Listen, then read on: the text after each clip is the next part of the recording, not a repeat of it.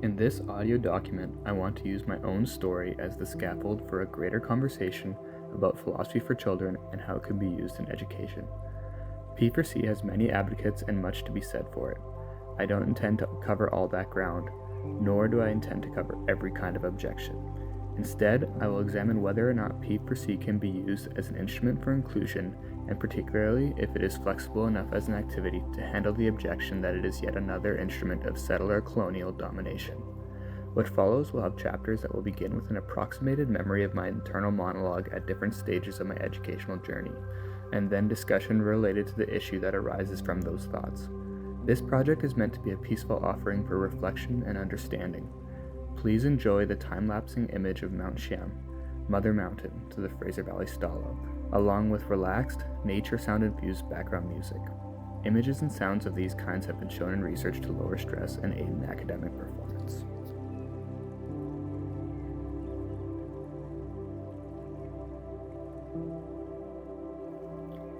Is this what all school is? Memorizing some answers and numbers and repeating them back? What are numbers anyways? I wonder how the first number was created. Oh shoot, I think I missed something important. For me, grade school felt like a memorization game.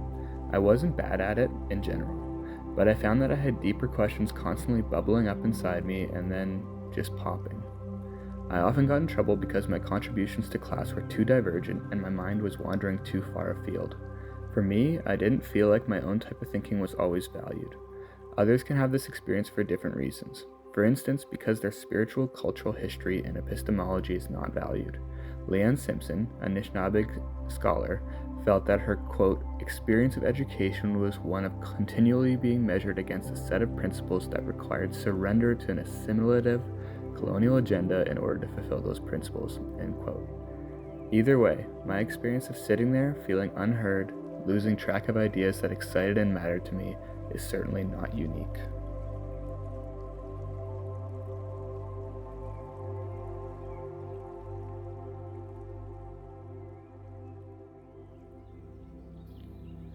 Oh, this is the kind of thinking I've been doing my whole life. Yeah, what does it mean to say we have personal identity? What's made me the same across time? My head hurts. In a good way? I've been wondering these things since I was 6. I didn't plan on becoming a philosophy major, but from my first class, shout out to Dr. Wayne Henry and 17th, 18th century empiricism, I was hooked. I felt like myself. The class was focused, like most philosophy, on big questions, namely the question of personal identity. These questions are so important to so many ethical and spiritual questions that we all, including children, have. It was like whiplash, to go from these being only inside thoughts to my contributions being valued. At first, I didn't really think about how children in general are missing out on this. I just knew that I finally felt at home in an educational context. The discipline of philosophy itself hadn't really considered children until the 1970s when Matthew Lipman, inspired by the ideas of John Dewey, started developing his first curriculums with Anne Sharp. This started the community of inquiry model of philosophy for children, P4C. The original goal, as articulated by Lipman and Sharp, was to aid in the development of critical thinking, democratically ideal adults. While this type of thinking still is at the heart of P4C on some level, there has been recent scholarly attention to a wider panoply of goals that factor in the interpersonal dynamics of children, the P4C facilitator, and the wider community, with a recognition that critical thinking isn't only suited to democratic mindedness.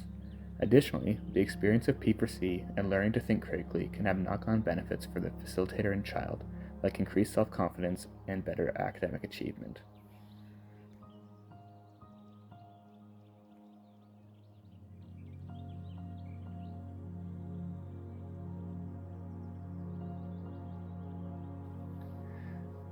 I wasn't sure if I even liked working with kids, but this is something totally different. Their ideas are so great, and there's so much excitement. That quieter kid really said something awesome in a pair share. I wish I'd had this as a kid. A typical P4C session starts with a game, to expand a little energy and have the children in a fun and loose state of mind. Then, a stimulus is delivered, which can be a dramatization of a classic thought experiment, like The Ship of Theseus, or sometimes could be a popular movie, like The Incredibles or something like that. Then the facilitator asks a philosophically relevant question to the children. For example, if all of the ship's parts are replaced over time, is it the same ship that we started with? The facilitator is encouraged not to paraphrase the answers of the children, even if they do not appear sensical at first. Often, once the child hears their own words back, they will clarify themselves, and often some of their most fascinating insights are arrived at this way, without the facilitator dictating what they were thinking. Sometimes the creativity of the child's thoughts dawn on you later, even without them clarifying. To include every child, pair shares are utilized often, and the facilitator is encouraged to seek out different children throughout these times. I don't have the time to get into more detail on methods, but suffice to say, valuing the unique inputs of every child is one of the primary things that the facilitator is supposed to do and protect. My experience of facilitating philosophy for children couldn't be much more revelatory. The children were so surprising in their questions and engagement, and clearly we get so much excitement out of a different kind of input being valued. Kids that were not very confident in their own voices, perhaps due to low academic standing, often found they were being heard and their ideas valued. I couldn't help but think I would have seen myself more in the learning process if I had experienced this as a younger person, and maybe my path to a stable-ish identity could have been less rocky. I also thought of kids from my classes growing up who clearly had interesting thoughts on the playground, but couldn't do anything right in class. At this point in life, I could have been said to be a full-on evangelist for P4C as something every child should have access to, and as a very good instrument for inclusion.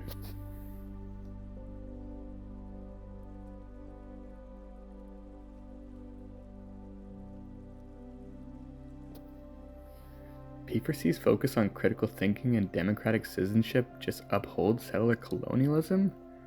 No way. Well, when you put it that way. It is when I started encountering some indigenous pedagogical ideas that I began considering that P4C may not be the one-size-fits-all, inclusive, identity-building device that I somewhat believed it to be. Lippmann's original idea of P4C being a good device for creating ideal democratic citizens began to sound pretty colonial. Nancy Van Seelheim notes that, quote, Lippmann's alertness to democracy, so it seems, has limited the extent to which he is democratic, unquote. Indeed, some early advocates for P4C could, when touting its benefits to indigenous communities in the 90s, say things that sound adjacent to civilizing mission ideas. For example, one early P4C advocate noted that P4C, quote, enhances Aboriginal children's understanding of European language and culture and hence improves their options for the future. The motivations behind that quote might be good, but certainly it sounds a bit off. I'll once again quote Leanne Simpson, who notes that for Anishinaabeg people, quote, theory is generated and regenerated continually through embodied practice and within each family, community, and generation of people. Theory isn't just an intellectual pursuit. It is woven with kinetics, spiritual presence, and motion. It is contextual and relational. It is intimate and personal, with individuals themselves holding the responsibilities for finding and generating meaning within their own lives. This type of epistemology doesn't necessarily sit well with P4C, which is still predominantly an intellectual pursuit. Similarly, Indigenous scholar Brian Yazzie Burkhart notes that Western society values the reflective mode of thinking, a mode that is not really valued in some American Indian epistemologies. Should people from such a community do philosophy or P4C as understood in the West? It's an open question. P4C critic Darren Chetty worries that P4C, much like other Western educational disciplines, is afraid of interrogating issues of racism as it has the potential to cause friction in a session. Similarly, P4C could be seen as another instance of mere civic inclusion rather than true self-determination, as Vine Deloria worried is the case with other attempts to integrate Indigenous peoples into colonial power structures.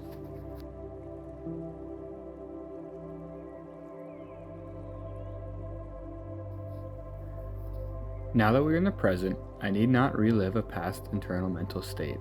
You're hearing me think in something like real time. Given the objections raised, I think it's important not to take an idealized view of philosophy for children. We might, though, explore what P4C can do to assuage some of these issues. First, I think if P4C facilitators can create relationships with local Indigenous knowledge keepers, Indigenous stories could be part of stimulus for those circles. This could only happen with deep trust, of course, and engagement with the 4 R's of Indigenous story work: respect, responsibility, reverence, and reciprocity. Unfortunately, the field of P4C hasn't had much time to develop best practices in this regard. A recent book reviewing the state of the P4C field noted that very little has yet been done in this area. The importance of story for educational potential is something shared between most Indigenous pedagogies and P4C. See both Pelletier and Simpson. Additionally, it seems as though P4C is actually one of the few ways that children would be potentially exposed to decolonial ideas from their peers rather than teachers, from their emerging and creative thought processes to ethical problems. For instance, in response to questions about how to best organize a legal system, a student might suggest something that sounds much more like an Indigenous conception of justice than what they've been taught in school. P4C has a virtue of free-flowingness. It is not being controlled by government curricula in the same way as typical classes. I see kinship between P4C and the ideas of Indigenous scholars Dwayne Donald and Charlotte Muskoke Pelletier. Donald says that when students are guided through educational engagements that are inspired by Indigenous pedagogical wisdom teachings, they undergo transformations in how they understand and experience knowledge and knowing, and this has a profound effect on how they understand themselves as human beings. He's not talking about P4C, but the goals articulated are quite similar in how they reframe the experience of knowledge and the self-image of the student as a fuller human. Pelletier notes that Indigenous pedagogies see the child as capable. I think P4C, more than any other Western educated medium, sees the child as capable. Second, the goals of P4C need not be constricted to the initial views laid down by Lippmann and Sharp. There are other views, like Nancy and Van Silehem, ideas of philosophy for children as gift and acceptance. Van Silehem says that, quote, the content of the inquiry or the nature of the communication skills is not the point. It is the experience of the presence of the other that matters. This experience has nothing to do with making judgments or presenting arguments, but everything to do with exposure to the other, end quote. She calls P4C the wind of thinking for how it, quote, gives us a newborn child, raising in us the question of whether we want to accept the philosophy it may bring, end quote. Another path to inclusion for P4C regarding Indigenous epistemologies could be found in successes from other disciplines. I've recently been inspired by the work of Keith Thor Carlson, a historian who has collaborated deeply with the Stalo people in community-engaged scholarship. Carlson writes of his work, quote, the objective is to better understand the history of the people with whom we research from their own perspective, so they can be heard, seen, and understood on their own terms and not merely in relation to colonial identities and forces. What does that look like in the field of P4C? The answer is probably a long way away, involving a lot of localized relationship building between educators who wish to do P4C and the Indigenous communities for whom their schools service.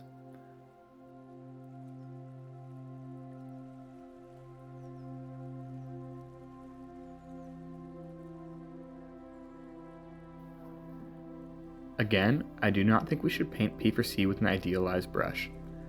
I think Burkhart's idea that some Indigenous epistemologies are resistant to the reflective mode that is prized by philosophy is a real challenge. I'm not sure how to deal with that concern, other than the idea of a cultural exemption, though that potentially opens a can of worms to other groups who wouldn't necessarily want their children to question teachings at home. So do we bite that bullet? I'm not sure. Similarly, while I can imagine P4C incorporating some questions about embodied knowledge and asking ecological questions, it's hard to see how it could fully embody Simpson's land as pedagogy, ethos, and epistemology. From that charge, it can be seen as not inclusive to a certain way of knowing and being. On these criticisms, I can really only say that I think the arguments Simpson and Burkhart are making are much bigger than just being a problem for P4C. They are a problem for all of Western education, of which P4C has just been a small part. And within that, I think P4C is still much more likely to be amenable to the creative and diverse voices of Indigenous communities than other disciplines within the school, even if it comes short of being able to fully embody their epistemologies. So it can still be an avenue of greater inclusion, but perhaps not perfect inclusion.